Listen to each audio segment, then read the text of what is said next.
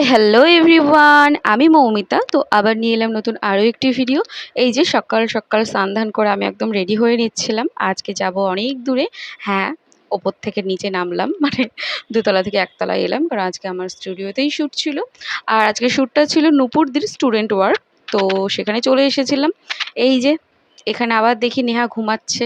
যাই হোক, বেচারি রাতে ঘুমায়নি হয়তো। জাস্ট মজা করলাম। তো এই যে আমরা মেকআপে বসেই পড়েছি, দেখতেই পাচ্ছ। আর এখানে আমার মেকআপ চলছে। আমি যেহেতু স্টুডেন্ট ওয়ার্ক, ওই জন্য স্টুডেন্টদের কাছে খুব একটা কিছু আশা করি না, বাট সত্যি বলছি লুকটা কিন্তু আজকে দারুণ হয়েছিল। তারপরে এই যে তোমরা দেখতেই পাচ্ছ মেঘার গোপ উঠেছে, তো সেটাই আমি নিচ্ছিলাম। তারপরে আমরা চলে যাই লাঞ্চে।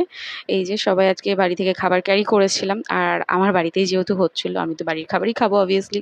তো খাওয়া দাওয়া করে এই যে আবার আমি বসে পড়েছিলাম হেয়ার স্টাইল করতে, কারণ আমার এখানে 50% মেকআপ কমপ্লিট হয়ে গেছে, তোমরা দেখতেই পাচ্ছ। তো তোমাদের কাছকে আমি আমার ফাইনাল লুক দেখাবো। এই যে এটা হচ্ছে একটা রয়্যাল রিসেপশন লুক। জাস্ট দারুণ হয়েছিল লুকটা। আমি এতটা ওদের কাছে আশা করিইনি, বাট সত্যি বলছি, তোমরা দেখো আই মেকআপ থেকে শুরু করে হেয়ার স্টাইল থেকে শুরু করে প্রত্যেকটা কাজ ওরা কিন্তু নিট অ্যান্ড ক্লিন করেছে, আর সবার লুকগুলোই কিন্তু খুব সুন্দর হয়েছিল।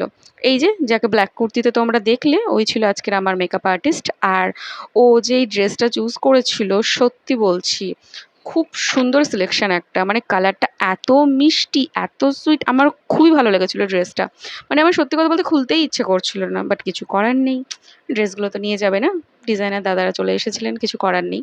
তো তারপরে যেহেতু আমার স্টুডিওতেই শ্যুট হচ্ছিল, আর তোমরা তো জানোই ওরা কোনোদিনই আমাকে আগে শ্যুট করতে দেবে না, কিছু করার নাই, সবাই আগে আগে করছিল, আমি সবার লাস্টে শ্যুট করি।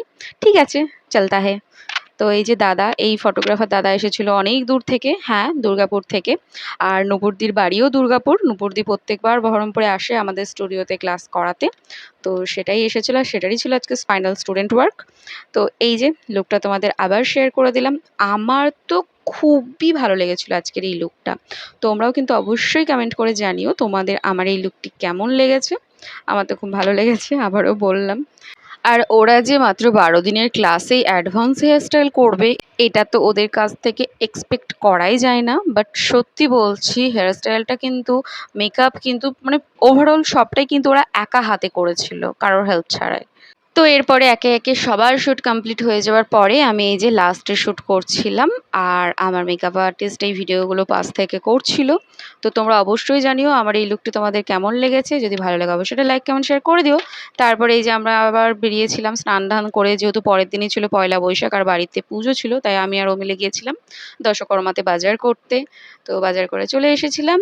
তো আজকের মতো এখানেই, আবার আসবো অন্য কোনো ভিডিও নিয়ে। আবার দেখা হবে অন্য কোনো লুকে, অন্য কোনো শ্যুটে, অন্য কোনো লোকেশনে। তো চলো আজকের মতো এখানেই, বাই।